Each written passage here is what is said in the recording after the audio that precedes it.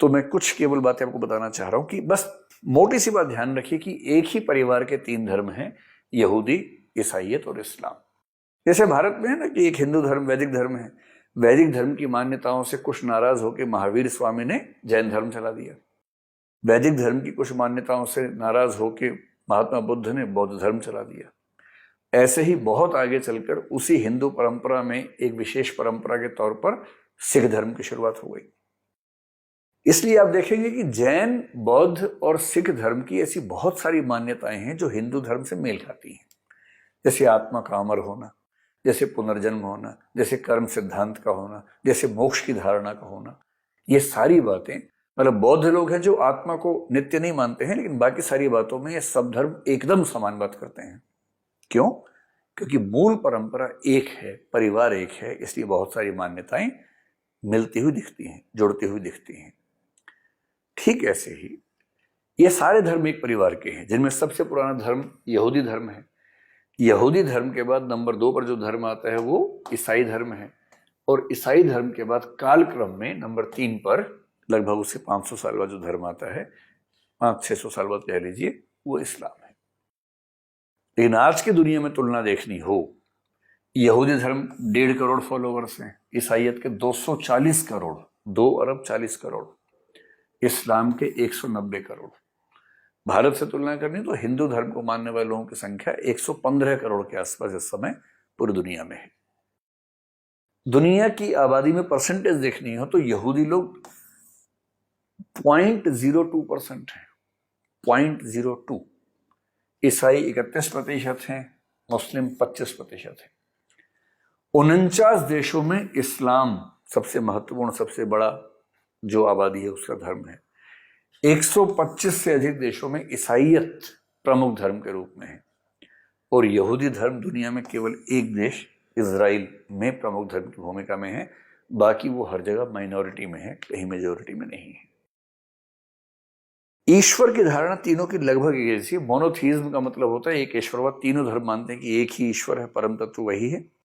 ईश्वर दिखाई नहीं देता है किसी भी धर्म में। इन तीनों में से ईश्वर को देखना बुरा माना जाता है, मूर्ति पूजा बुरी मानी जाती है। हाँ, ईसाईयत में ईसा मसीह, जो कि ईश्वर नहीं, ईश्वर के पुत्र हैं, कैथोलिक ईसाई उनकी इमेजेस को देखना पसंद करते हैं, लेकिन आमतौर पे जो ईश्वर है, गॉड है, वो नहीं।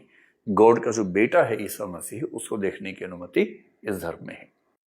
यहूदी लोग अपने ईश्वर को नाम देते हैं याहवे। याहवे, कहीं कहीं जाहवे बोल देते हैं, कहीं कहीं याहवे बोलते हैं। यरूशलम, जेरूशलम, य और ज, यहूदा, ज्यू, य और ज का जो है गैप हर जगह आपको दिखेगा। तो याहवे बोलते हैं यहूदी लोग अपने ईश्वर को। जो ईसाई लोग हैं वो गॉड बोलते हैं। ये कंसेप्ट ट्रिनिटी का है, आगे डिस्कस करेंगे उसको। जो मुस्लिम लोग हैं वो अल्लाह कहते हैं अपने ईश्वर को। जो पैगंबर हैं, पैगंबर भी समान है। मुस्लिम लोग मानते हैं कि मोहम्मद पैगंबर हमारे अंतिम और सबसे महत्वपूर्ण पैगंबर हैं। इसका मतलब ये नहीं कि वो एक ही पैगंबर है। आपको जान के बड़ा आश्चर्य होगा कि मोहम्मद के सबसे महत्वपूर्ण पैगंबर होने के बावजूद इस्लाम की दुनिया में मूसा को ही पैगंबर मानते हैं। मूसा वो व्यक्ति हैं जो यहूदी धर्म के सबसे प्रमुख प्रवर्तक माने जाते हैं। ईसा मसीह को भी इस्लाम में पैगंबर माना गया है, क्योंकि एक ही परंपरा है, एक ही फैमिली की जो सारा ट्री चल रहा है वो एक ही जगह से सब कुछ आ रहा है। इसलिए पैगंबरों की कुल संख्या कितनी है? जैसे यहूदी लोग कहते हैं कि भाई 48 पैगंबर हैं और 7 स्त्री पैगंबर हैं, प्रोफेटेसेस हैं, करीब 55 मान लीजिए। ईसाई लोग मानते हैं कि 68 कुल पैगंबर हैं। इस्लाम कहता है कि 25 प्रमुख पैगंबर हैं, जिनमें से 5 सबसे प्रमुख पैगंबर हैं, और उन 5 में ईसा मसीह भी आते हैं, उन 5 में मूसा भी आते हैं, उन 5 में इब्राहिम भी आते हैं, सब लोग आते हैं। और कुल पैगंबर कितने हैं? तो इस्लाम में कुछ लोग यहाँ तक कहते हैं कुल पैगंबरों की संख्या तो 1,22,000 के आसपास है। पैगंबर से ज्यादा प्रॉफिट शब्द का प्रयोग करना चाहिए। जो नबी आप कह लीजिए या हजरत एक शब्द चलता है। मैं भी समझाऊंगा कि आपको प्रॉफिट में और जो पैगंबर है, मैसेंजर है, उसमें क्या अंतर है। प्रॉफिट्स की बात करो कि संख्या इतनी है, पैगंबर का अर्थ थोड़ा सा अलग होता है, उसकी संख्या थोड़ी सी सीमित होती है। ध्यान रखना है कि यहूदियों की सबसे प्रमुख पुस्तक जो है उसको बोलते हैं ओल्ड टेस्टामेंट या यहूदी बाइबल या हिब्रू बाइबल। 24 पुस्तकें हैं, उनका समूह कहलाता है हिब्रू बाइबल, ओल्ड टेस्टामेंट। ईसाई लोग old testament plus new testament, इन दोनों को मिला के बाइबल को मानते हैं, यानी यहूदियों का धार्मिक ग्रंथ ईसाई भी मानते हैं।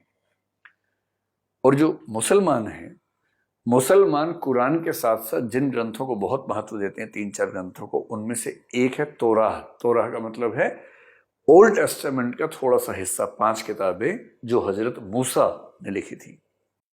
इसी तरह से इंजिल को मानते हैं। इंजिल का मतलब गॉस्पेल, जिसको क्रिश्चियनिटी में कहा गया, जो ईसा मसीह के उपदेश हैं, उनको भी इस्लाम मानता है। और उसकी वजह वही है। ये ठीक वैसे ही है कि बुद्ध एक अलग धर्म चला रहे हैं, किंतु वैष्णव धर्म ने बुद्ध को विष्णु का 9वां अवतार मान लिया। तो ऐसा होता है ना कि आप एक नया धर्म शुरू करेंगे, लेकिन पुराना धर्म आपको अपने धर्म का हिस्सा मानता है, या नया धर्म पुराने धर्म को भी अपने धर्म का हिस्सा मान लेता है। कुछ इस तरह से।